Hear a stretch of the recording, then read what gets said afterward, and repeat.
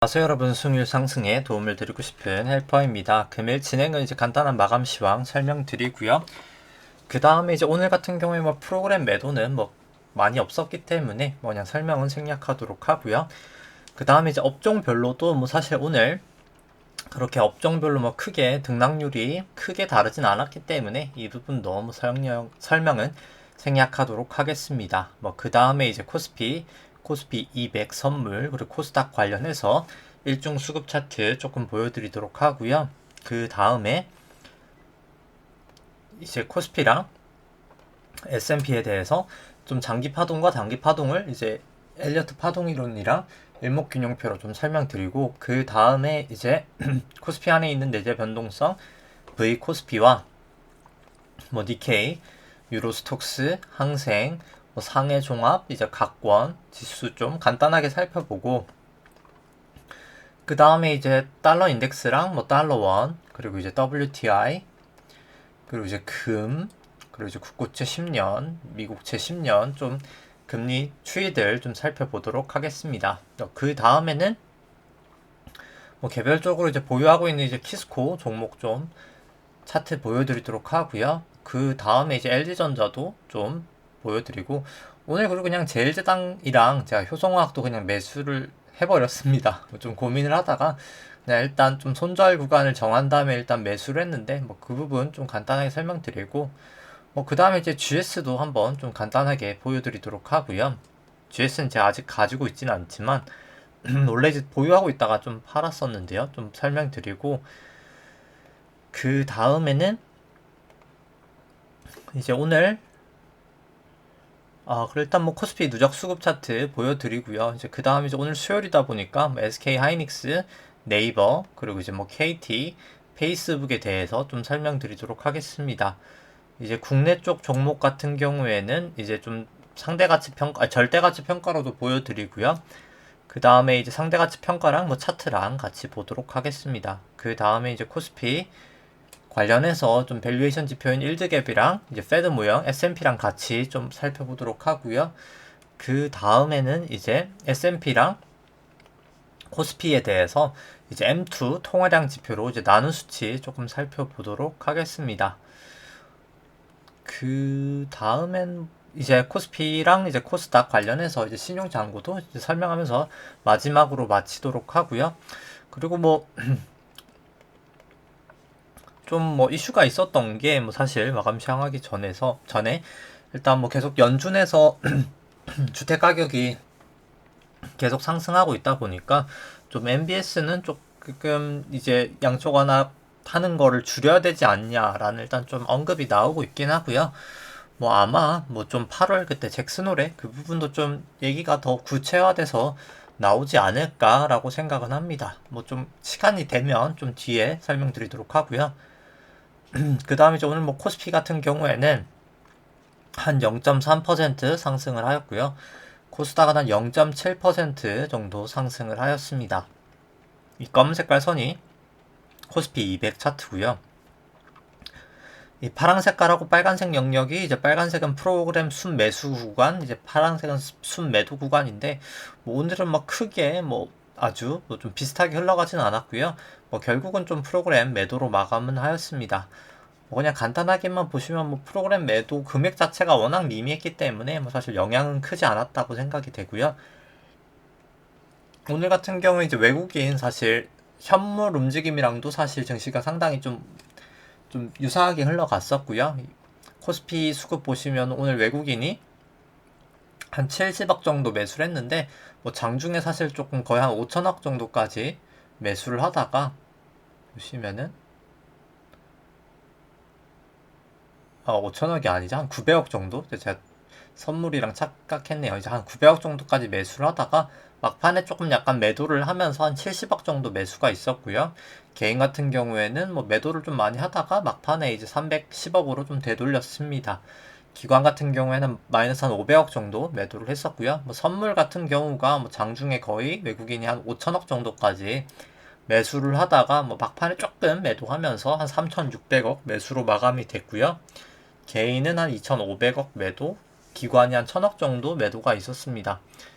코스닥 같은 경우에는 외국인이 한 860억 매수를 했었고 기관 한 600억 매수, 개인은 한 1100억 정도 매도가 있었고요. 그 다음에 이제 바로 이제 코스피 관련해서 차트 보시면은 3주봉부터 한번 보시면은 코스피 같은 경우에는 이제 1998년도 외환위기 저점부터가 새로운 파동의 시작이라고 생각하고요. 이제 닷컴버블 때까지가 1파, 닷컴버블 하락이 2파, 금융위기 전까지 상승이 이제 3파, 금융위기 하락부터 지루했던 조정 장세가 이제 4파이고 17년, 18년 상승이 5파로 이제 1, 2, 3, 4, 5가 이렇게 큰 1파로 완성이 된 것 같고요. 미중무역 분쟁하고 코로나가 이제 ABC로 떨어지면서 큰 2도 완성이 되었다고 생각을 합니다.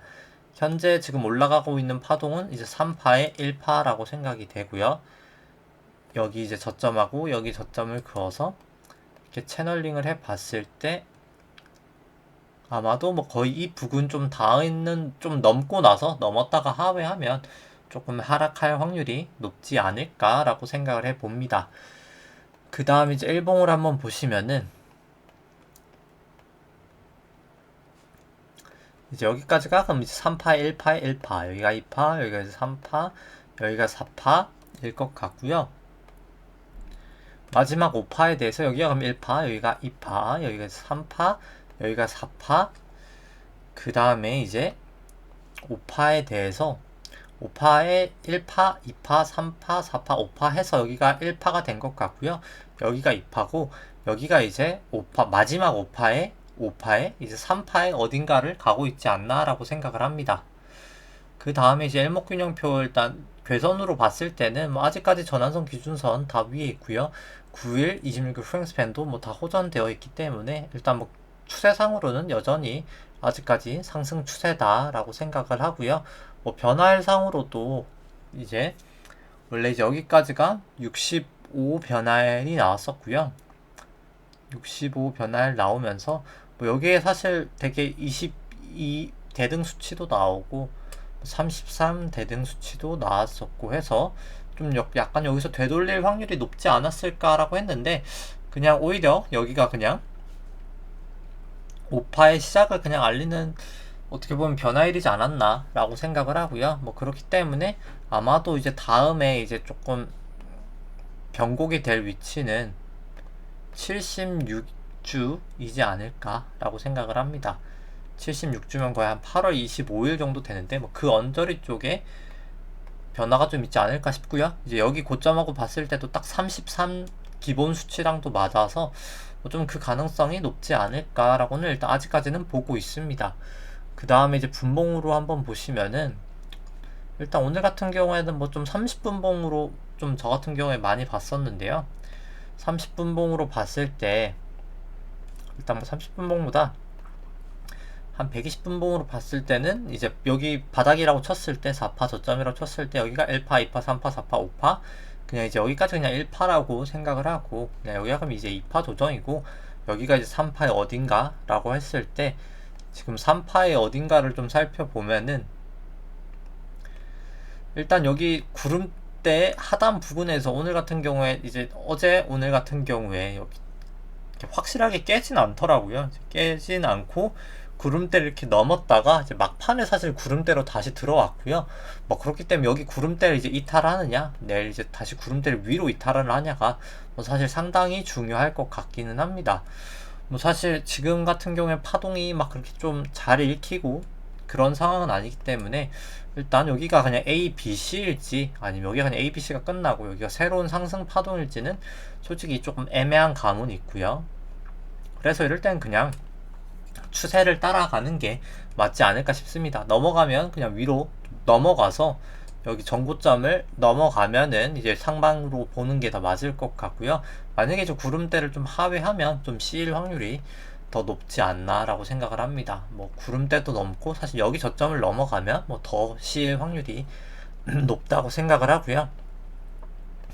뭐 그렇기 때문에 사실 저 같은 경우에 지금은 조금 약간 우파 아니다 라고 생각은 하지만 일단 뭐 뒤에도 이제 얘기를 하겠지만 충분히 지금은 밸류에이션 상으로는 좀 부담되는 구간이긴 하기 때문에 뭐 전환선이나 기준선 하회하면 언제든지 좀 매도할 마음가짐으로 조금 대응을 하시는 게 좀 좋지 않을까라고 생각은 하고요. 그 다음에 이제 S&P 보시면은 S&P 같은 경우에도 이제 똑같이 3주봉으로 장기 파동부터 보면은 이제 2008년도 금융위기 저점이 2009년도부터 새로운 파동의 시작이라고 생각하고요. 여기까지가 1파, 여기가 2파, 여기가 이제 3파, 여기가 이제 4파, 여기가 이제 5파라고 생각을 하고요. 이제 2파랑 4파 저점을 이렇게 그어 봤을 때, 그 다음에 이제 3파 고점에다가 올려놓으면 여기 고점하고 고점 다인 걸 봤을 때도 일단 채널은 유효한 것 같은데, 이제 여기를 주가가 이 채널을 하회하면 조금 더 이제 사실 ABC로 좀 큰 폭의 하락은 있을 것 같고요. 다만 뭐 이제 아직까지는 뭐 상승 추세지 않나라고는 생각을 합니다. 전고점을 또 돌파했기 때문에. 그럼 마지막 이제 5파에 대해서 보면 여기까지가 1파, 여기가 2파, 여기가 이제 3파, 여기가 이제 4파. 마지막 5파를 살펴보면 5파에 1파, 2파, 여기가 3파, 여기가 4파. 여기에 지금 이제 5파에 정말 마지막 5파를 지금 가고 있는 구간이다 라고 생각을 하고요. 뭐 사실 거의 다 오지 않았나라고는 생각은 합니다. 근데 좀 지금 같은 경우는 파동이 딱 깔끔하게 매겨지진 않기 때문에 이제 미국 같은 경우도 결국 그냥 이 추세선으로 보는 게 더 맞을 것 같고요. 그렇기 때문에 일목균형표로 보시면은 뭐 전환선 기준선은 이제 붙어 있는데 여기를 하회하면 뭐 그땐 진짜 좀 미련 없이 매도를 하는 게 맞을 것 같습니다. 아직까지 뭐 9일, 26일 횡스팬 다 호전되어 있고요. 그 다음에 이제 뭐 120분봉으로 보더라도 일단 뭐 120분봉으로 봤을 땐 기준선이 사실 한 번도 안 깨졌다가 지금 기준선 부분이 사실 장중에 이탈은 했거든요. 오늘 선물 기준으로. 그래서 좀 약간 유심히 좀 봐야 되지 않을까. 뭐 여기서 52동 평균선까지 깨지면 뭐 여기가 상승 파동이라 하더라도 뭐 조정 좀 보이고 나서 그 다음에 이제 올라갈 확률도 충분히 존재한다고 생각을 하고요. 일단 계속해서 좀 조심할 필요는 있다고는 생각을 합니다. 그 다음에 뭐 나스닥 같은 경우에도 뭐 최고점 계속 돌파하고 있고 뭐 전환선 기준선 다 상회하고 9일 26일 프랭스팬 다 호전돼 있기 때문에 일단 뭐 아직까지는 계속 그냥 상승 추세다 라고 봐야 될 것 같고요. 그 다음에 이제 코스피 안에 있는 내재변동성 V코스피 같은 경우에는 뭐 오늘 주가가 이제 상승하면서 하락을 했습니다. 뭐 계속 그냥 아마도 그냥 이 14 정도에서 14랑 그냥 17 사이를 일단 단기적으로는 뭐 좀 올라간다고는 이젠 생각을 하기 때문에 좀 약간 횡보하다가 마지막에 이제 좀 한 8월 중순 하순 돼서부터 좀 변동성이 튀어오르지 않을까라고 생각을 하고요. 이제 일본 니케이 같은 경우에는 뭐 오늘 소폭 하락하면서 뭐 여전히 아직까지 구름대 안에 있습니다. 구름대 상방을 넘어가려고 하다가 좀 막힌 모양새고요.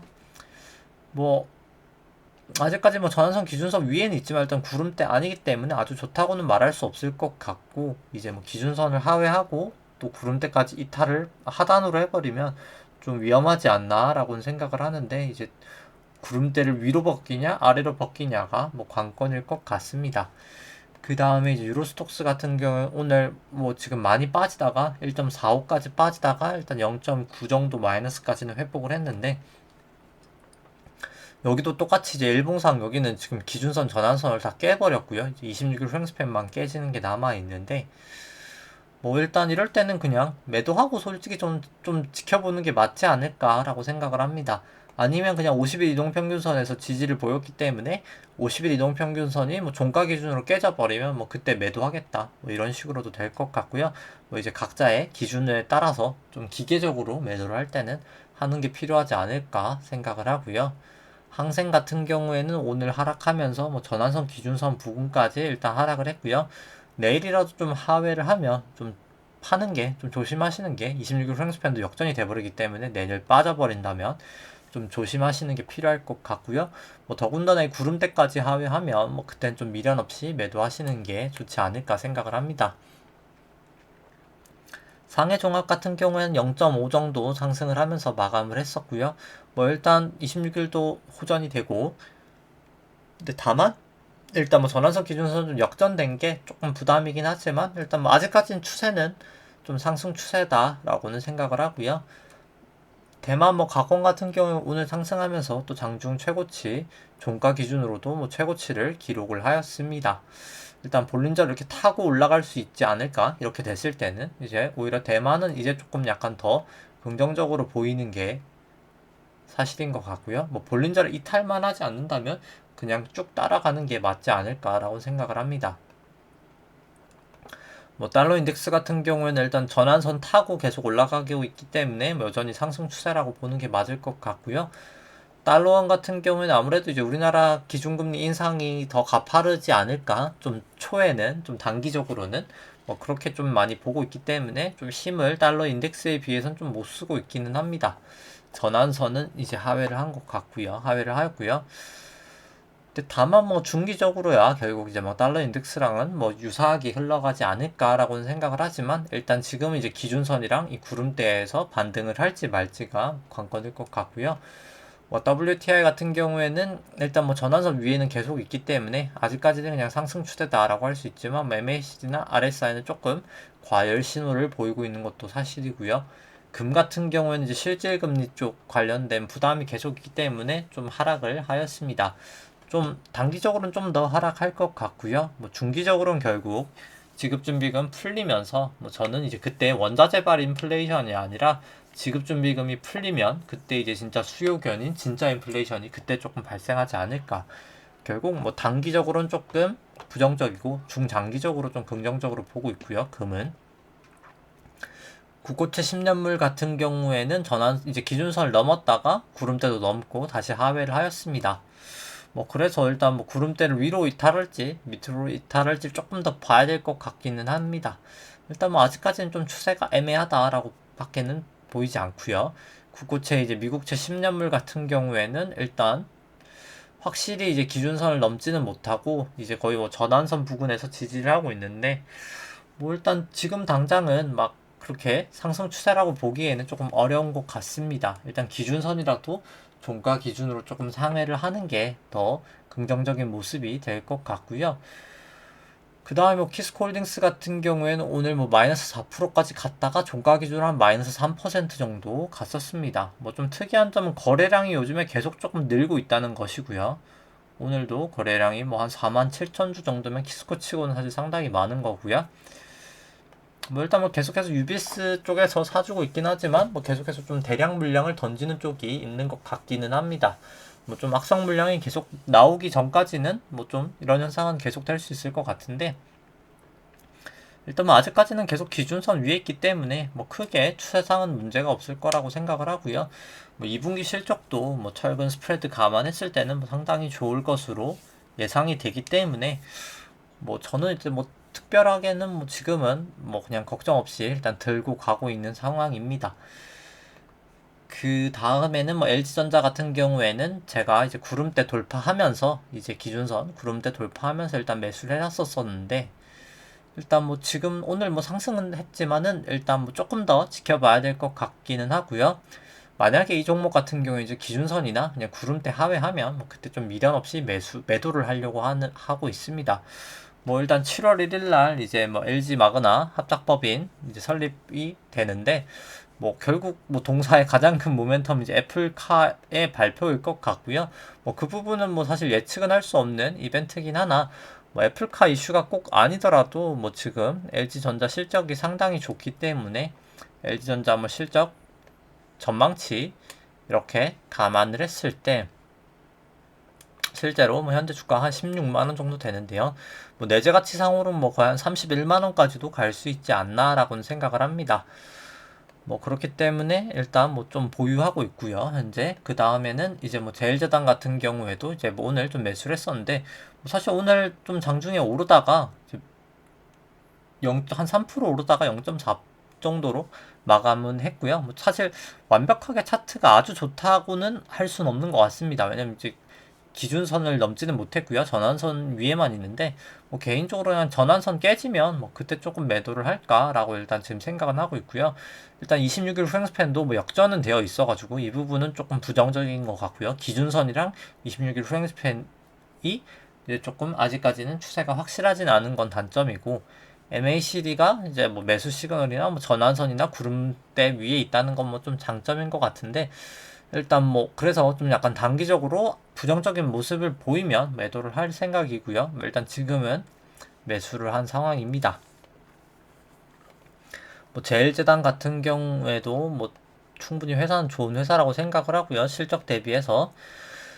영업이익 추정치 이 정도 기입을 했을 때, 그 다음에 이제 뭐 현재 주가가 한 46만원 정도 되는데요. 한 90만원까지는 갈 수 있지 않을까라고는 생각을 합니다.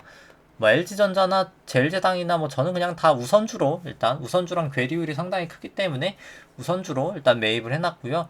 뭐 효성화학 같은 경우에는 일단 뭐 오늘 전환선 기준선 다 상회하고 일단 구름대 안으로 들어갔기 때문에 매수를 하였습니다. 이제 26일 후행스팬까지 호전이 되고 구름대 밖으로만 나가면 더 좋을 것 같은데, 일단 조금 빠르게 매수를 하긴 했고요. 여기도 이제 구름대 이탈보다도 여기 이제 기준선을 하회하면 그때 조금 매도를 할 생각입니다. 그 다음에 좀 효성학 같은 경우에 보시면은 뭐 현재 주가 한 35만원 정도 되는데 한 88만원 정도까지는 올라갈 내재 가치는 있는 종목이라고 생각을 하고요. 뭐 효성화학 같은 경우에는 공장, 이제 베트남 공장 가동이 다 되면 3분기에 가동이 다 되는데요. 퍼가 뭐 거의 한 400까지는 좀 떨어질 수 있지 않나라고 생각을 합니다. 뭐 베트남 공장 증설했던 게 이제 PP 설비는 30만 톤 이제 작년 2분기에 가동을 했었고요. 이제 잔여 PP 30만 톤 같은 경우에는 아마 지금 이제 가동이 되고 있지 않을까 생각합니다. 원래 올해 이번 달 말 정도에 가동 예정이었기 때문에 뭐 늦어도 7월 정도에는 가동이 되지 않을까 생각을 하고 있고요.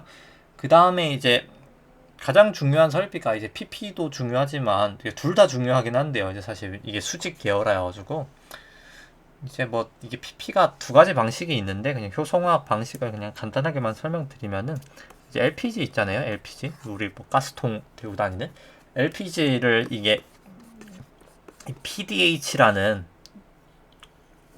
어떻게 보면 이런 공장이라고 하면 되겠죠. 이제 프로판탈 수소인데 그냥 공장이라고 생각을 하고 여기에 이제 베트남에 지금 지은 게 이게 60만 톤짜리고요. 그럼 이제 여기서 이제 프로필렌이 나옵니다. 그냥 프로필렌이 나오는데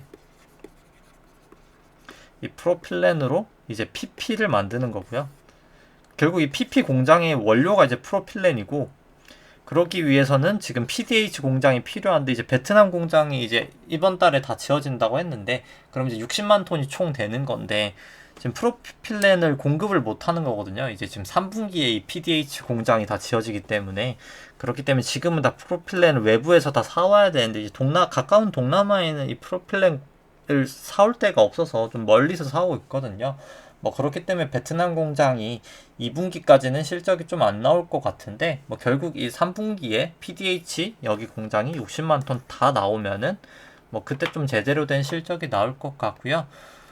뭐 애널리스트 분들이 다 이제 실적 전망치는 뭐 다 만들어주고 뭐 실제로 신평사나 이런 걸 감안했을 때 한 이 정도 실적은 나오지 않을까.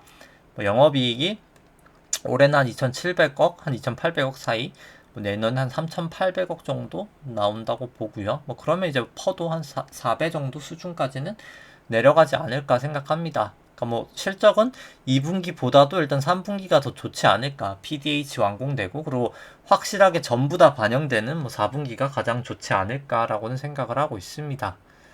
이제 전년 대비해서요. 이제 물론 뭐 4분기는 조금 약간 LPG가 단가가 좀 비싼 그런 분기긴 하고요. 연료로도 사용이 되니까요. 그 다음에 이제 GS 한번 보시면 GS 같은 경우에 뭐 제가 좀 들고 있진 않은데 좀 계속 유심히 보고 있긴 하고요. GS도 사실 뭐 상당히 내재 가치는 있는 종목이기 때문에 근데 일단 뭐 아직까지는 기준선을 하회하고 있고요. 여기서 기준선 넘어가려고 하다가 좀 이렇게 머리를 부딪혀서 좀 떨어진 상황이고 지금 50일 이동평균선이랑 좀 약간 기준선 사이에서 왔다 갔다 하고 있는데 뭐 위든 아래든 한번 좀 움직이면 그때 좀 방향성이 보이지 않을까라고 생각합니다. 그리고 GS 같은 경우는 특히 이제 구주봉으로 봤을 때도 이제 전환선 딱 넘어가면서 파라볼릭까지 매수가 나오고 MACD 매수 나왔기 때문에 사실 중기적으로는 좀 괜찮지 않을까 충분히 생각을 하고요. 뭐 배당도 많이 주는 주식이기 때문에 뭐 중기적으로 뭐 장기적으로 투자할 뿐이라면 뭐 좀 괜찮은 회사지 않나라고는 생각을 합니다. 그 다음에는 이제 코스피 누적 수급 차트 보시면은 뭐 2001년부터 뭐 개인분들이 원래 71조 정도 2019년 말까지 매도를 했었거든요.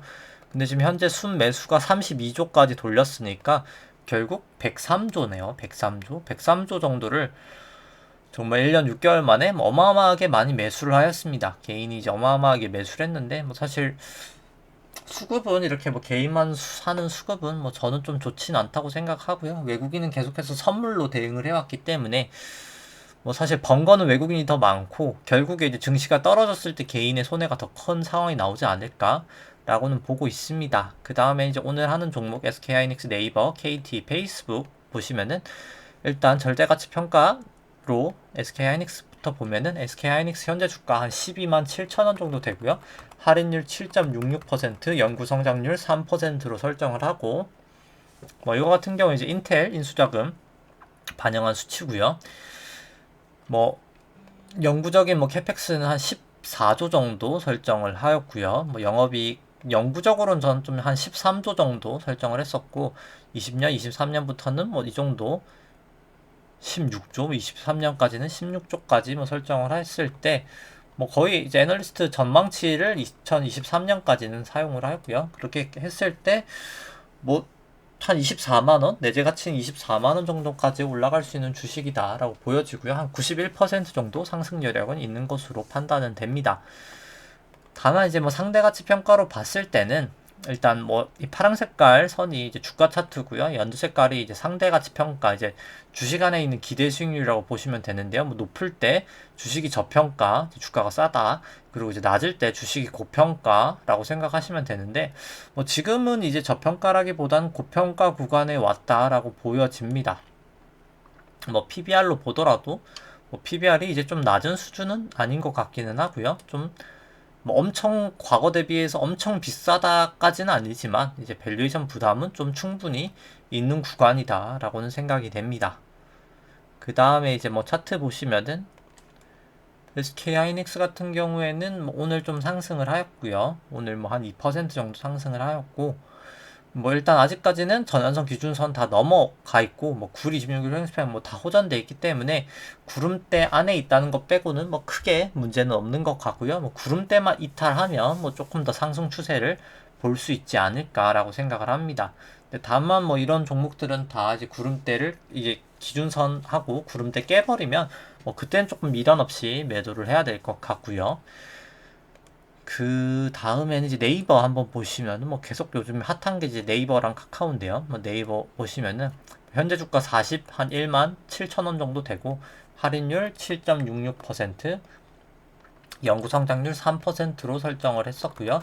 뭐 영구적인 캐펙스는 한 7천억 정도, 영구적인 영업이익은 한 2조 2천억 정도가 이제 3%로 계속 성장한다고 가정을 했을 때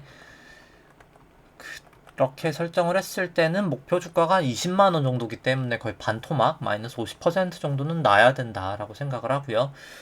뭐 꼭 사실 뭐 제가 이 기입한 게 절대적인 건 아니기 때문에 뭐 예를 들어서 네이버의 영구적인 성장률이 뭐 훨씬 더 높아진다거나 아니면 영구적인 캐펙스가 훨씬 더 낮아진다거나 뭐 제가 설정한 이 영구적인 영업이익률 자체가 뭐 훨씬 더 높아지거나 뭐 매출액이 높아지면 달라질 수 있고요. 뭐 제가 그냥 기입한 수치 기준으로는 좀 밸류에이션 부담은 있어 보인다고 생각이 됩니다. 그 다음에 이제 뭐 네이버 상대가치 평가를 보시면은 뭐 네이버 같은 경우에는 뭐 좀 밸류에이션 부담이 있었었다가 이제 비경상적인 이익이 좀 났었죠. 그래서 이제 자기 자본이 많이 이제 증가를 하면서 조금 약간 이제 싸 보이는 착시 현상은 사실 나타나고 있는 거긴 한데 뭐 그럼에도 불구하고 좀 약간 밸류에이션 부담은 충분히 있어 보인다고 생각을 합니다. PBR이 좀 낮아져서 좀 올라간 부분이 있고요. 그 다음에 이제 네이버 차트 한번 보시면은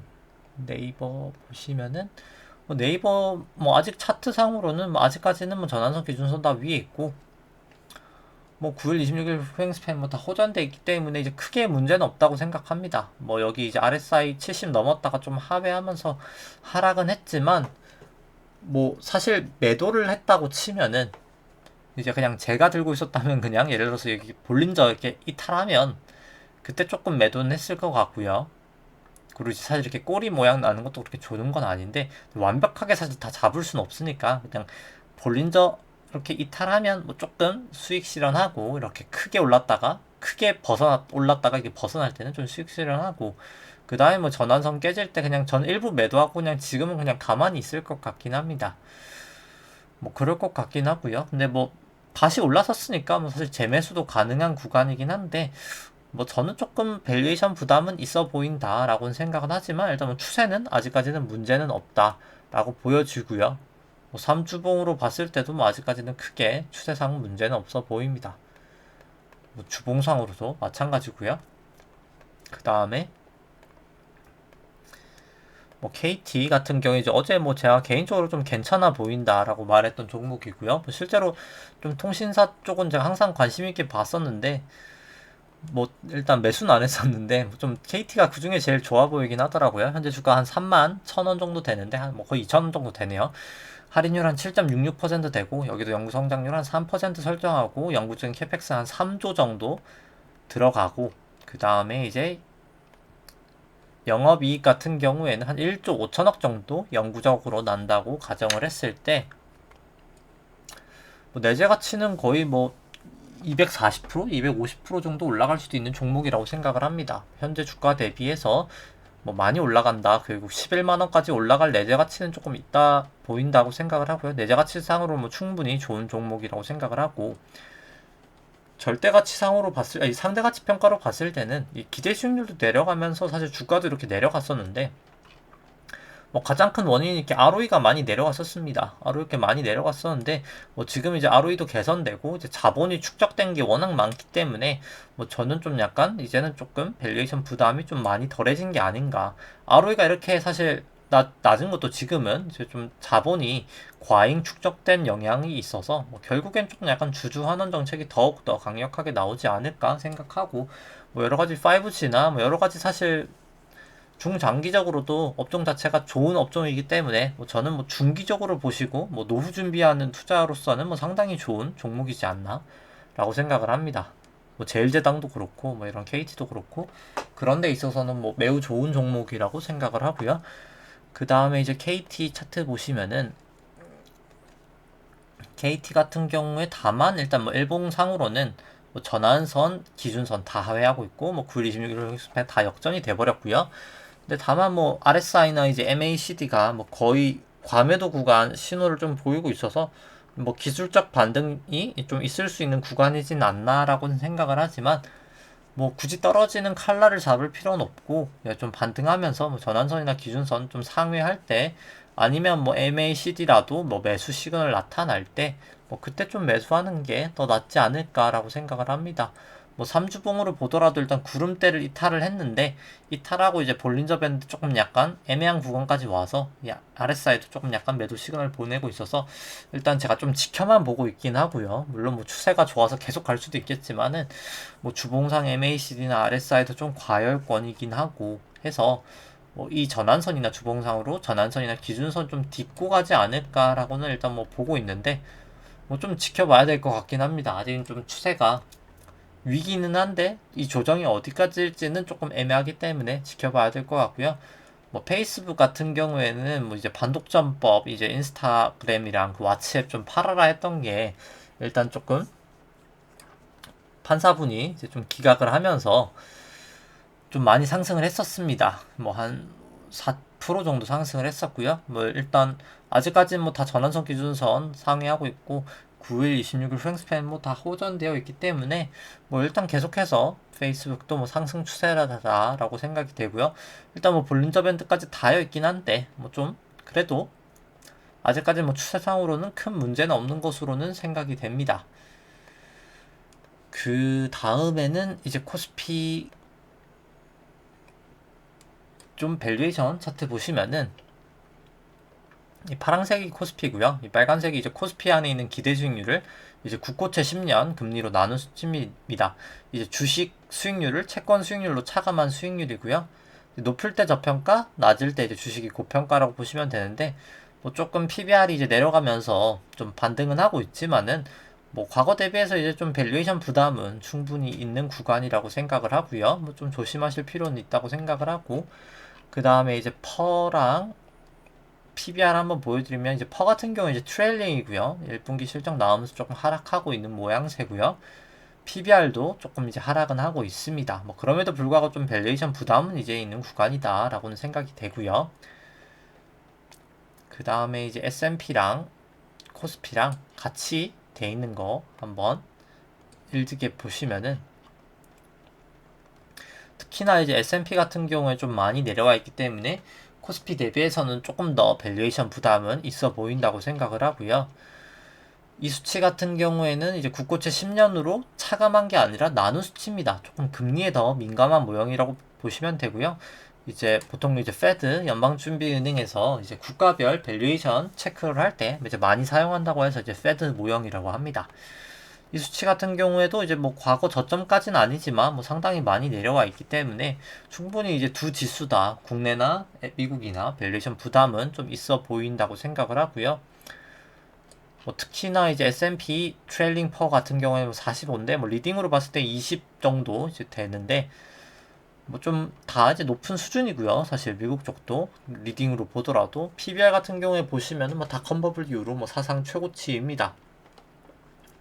이제 오랜만에 이제 똑같은 얘기지만 하면은, 이제 PBR이 이렇게 높을 수가 있는 것은 이제 ROE가 사실 높아야 PBR이 높을 수가 있는데, 2013년 뭐 테이퍼링 할 때랑 보면 ROE가 비슷하거든요. 지금이랑 ROE는 비슷한데 PBR은 이렇게나 많이 지금 차이 나는 게, 지금이 훨씬 더 이제 고평가가 되어 있죠. 이제 그 이유가 뭐 사실 이 수치를 한번 이제 오랜만에 한번 보시면은, 원래 이제 2000년 닷컴 버블 때나 2008년도 금융위기 때나 원래 산업은행 예대율이 이제 다 100%였습니다. 뭐 대출을 이제 많이 했던 구간이기 때문에 실제로 실물 경기도 버블이 되었던 구간이고요. 그렇기 때문에 이제 증시도 버블이 되면서 뭐 사실 많이 올랐었던 구간입니다. 근데 지금은 PBR이 저렇게 많이 높아져 있는데 상업은행 예대율이 한 60%밖에 안 되거든요. 예대율은 낮아져 있는데 결국 실물 경제는 그렇게 뜨거운 것이 아닌데, 증시가 저렇게 많이 상승할 수 있었던 것은 뭐 가장 큰 이유가 이 실질 금리가 낮았기 때문입니다. 지금 실질 금리가 마이너스 한 0.83 정도 퍼센트 정도 되는데 2013년 테이퍼링 직전도 이렇게 마이너스였습니다. 근데 지금도 이제 똑같이 마이너스고요.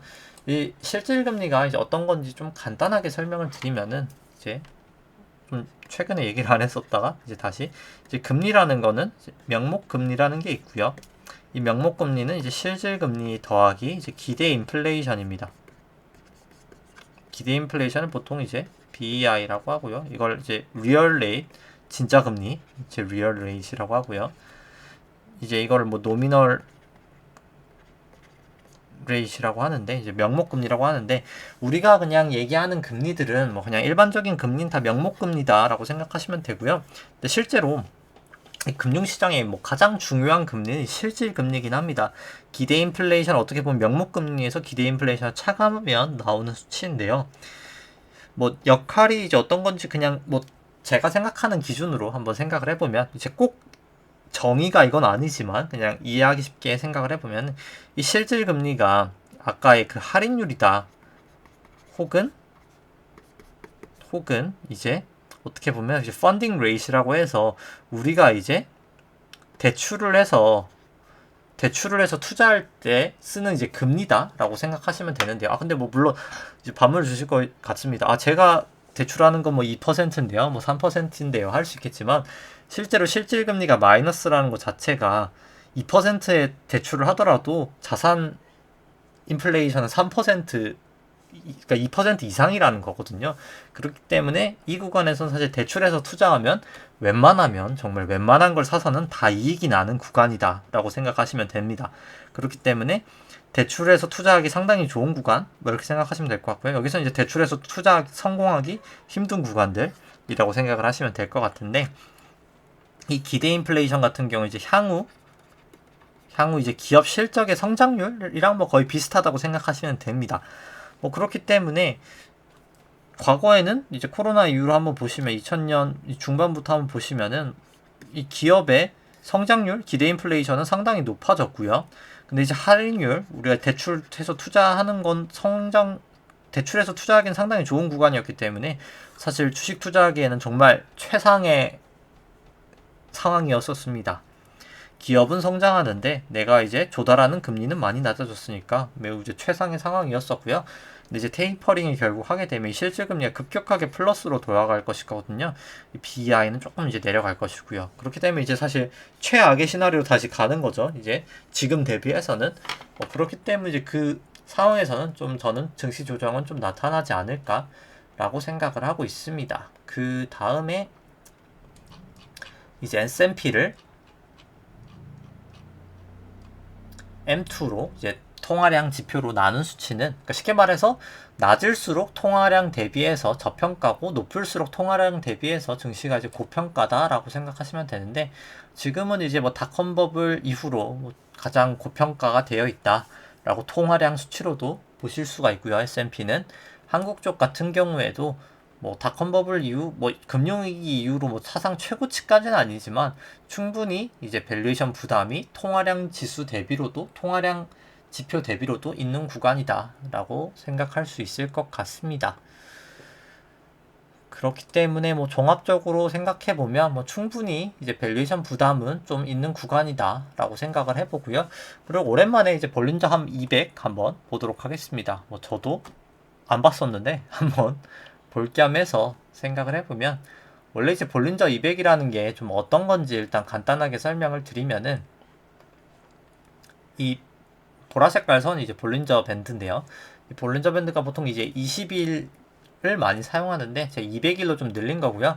이 200일이라는 게 뭐 사실 결국 외국인이 저렇게 막 외국인 기관이 이제 저렇게 100주씩 팔 수 있는 게 그냥 이제 우물로 생각해보면, 이렇게 큰 고래가 이렇게 우물에 이렇게 빠져 있으면은, 이렇게 우물에 이렇게 빠져 있으면 여기가 땅이고요. 우물에 빠져 있으면 이제 나가질 못하잖아요. 뭐 나가면은 뭐 사실 그냥 주식을 외국인으로 따지면 본인이 이제 주가를 막 떨어뜨리면서 막 엄청나게 떨어뜨리면서 팔아야 되는데, 이제 개인 투자자분들이 이제 돈이 이제 시장에 엄청 많아지다 보니까 이제 비가 많이 온다고 생각하면 되는 거죠. 막 이렇게 바다가 돼서 물이 여기까지 차면 그냥 고래가 손쉽게 이렇게 나갈 수가 있잖아요.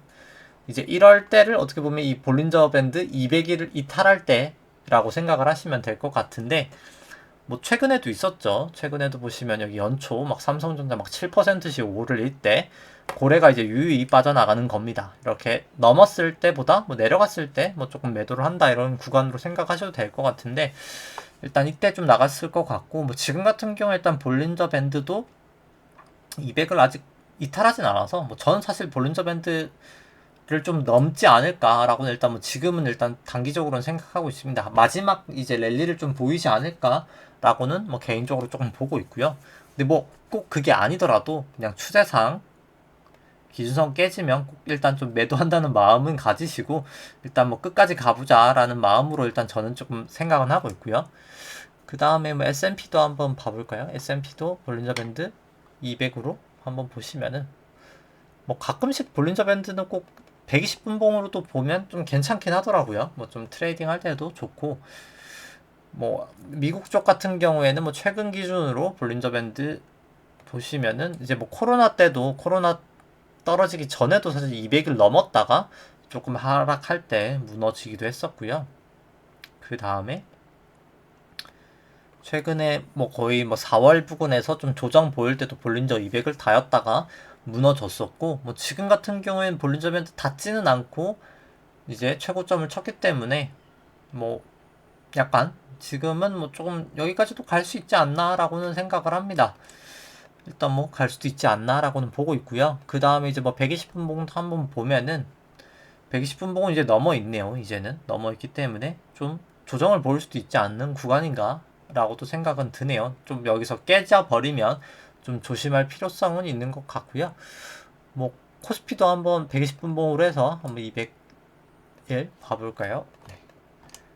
보시면은 코스피 같은 경우도 뭐 딱 200을 넘을 때마다 보통 보시면 조정이 나타났었네요. 여기서도 200 넘었다가 조정 보이고, 여기도 이제 200을 살짝 넘었다가 조정 보이고, 여기도 200 넘었다가 하회할 때 조정 보이고 했기 때문에 뭐 사실 여기도 200 딱 닫고 조정 보였었고요. 여기도 200 넘었다가 조정 보이고, 뭐 이런 부분으로 좀 사용해도 볼린저 200이 괜찮은 지표거든요. 이렇게 120분봉이나 보통 1봉 이런 걸 좀 많이 사용하는데, 뭐 좀 이렇게 사용하셔도 괜찮지 않을까라고는 생각을 합니다. 네.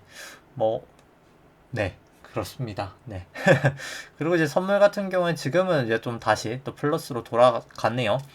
뭐 사실 미국 같은 경우에는 뭐 나스닥도 그렇고 이제 좀 사실 일봉상으로는 과열이긴 한데 만약에 이제 여기가 5의 3이라고 하면 과열이라고 하더라도 뭐 충분히 더 갈 수는 있어서 이럴 땐 그냥 추세선으로 대응을 하는 게 조금 더 맞지는 않나라고 생각을 하면서 네, 오늘 방송은 여기까지 하도록 하겠습니다. 네, 좋아요와 구독 눌러주시면 감사하겠습니다. 이상입니다.